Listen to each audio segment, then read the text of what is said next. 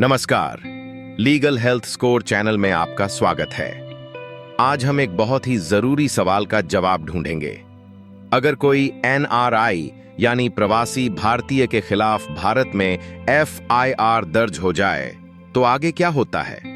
बहुत से लोग सोचते हैं कि विदेश में रहने से कानूनी मामलों से बचा जा सकता है, लेकिन असलियत में ऐसा नहीं है।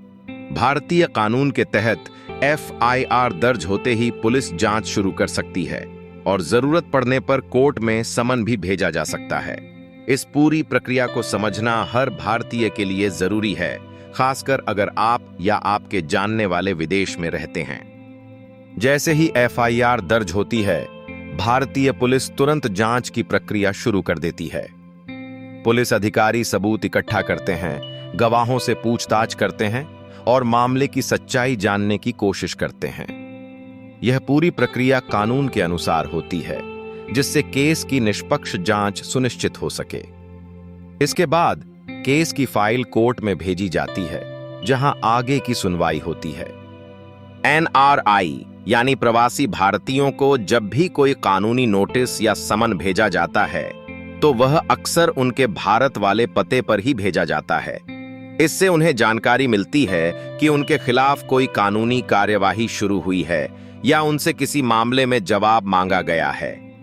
ऐसे नोटिस या समन डाक के माध्यम से उनके स्थायी या पैतृक पते पर पहुंचते हैं, जिससे सूचना उन तक आसानी से पहुंच सके। यह प्रक्रिया भारतीय कानून के तहत पारदर्शिता और उचित सूचना सुनिश्चित करने के लिए अपनाई जाती है। अगर आप एक एनआरआई हैं और आपके खिलाफ या आपके द्वारा कोई केस भारतीय कोर्ट में चल रहा है, तो कई बार आपकी व्यक्तिगत उपस्थिति कोर्ट में जरूरी हो सकती है। कोर्ट के आदेश के अनुसार आपको भारत आकर पेश होना पड़ सकता है, खासकर जब मामला गंभीर हो या आपकी गवाही अहम हो। ऐसे मामलों में कोर्ट आपकी गैर मौजूदगी को नजरअंदाज नहीं करता और कभी-कभी वारंट भी जारी कर सकता है। इसलिए भारतीय कानून व्यवस्था का सम्मान करते हुए समय पर कोर्ट में हाजिर होना बहुत जरूरी है। पुलिस जांच का पूरा होना किसी भी कानूनी प्रक्रिया में एक महत्वपूर्ण कदम है।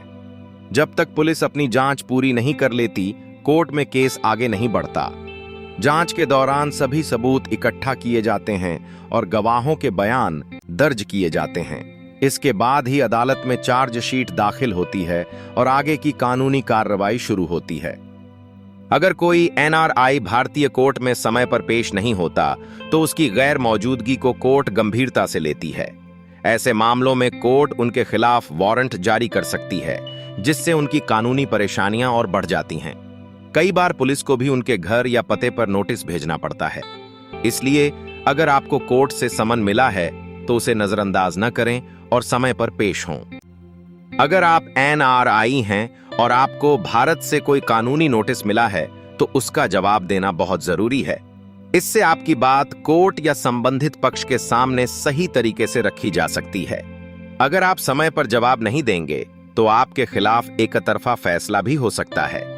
इसलिए नोटिस का जवाब देते समय किसी अच्छे वकील की सलाह जरूर लें और अपनी स्थिति को साफ साफ समझाएं।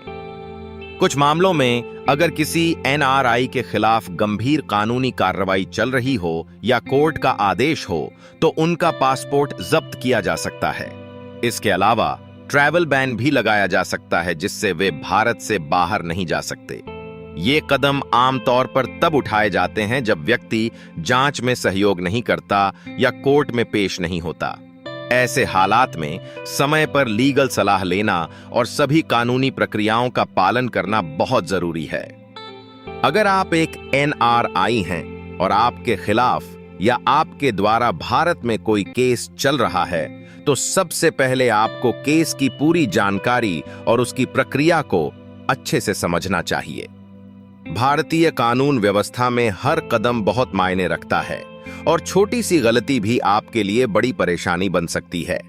इसलिए जरूरी है कि आप हर दस्तावेज, नोटिस और कोर्ट की तारीख को गंभीरता से लें। सही जानकारी और समझदारी से ही आप अपने केस में सही फैसले ले सकते हैं।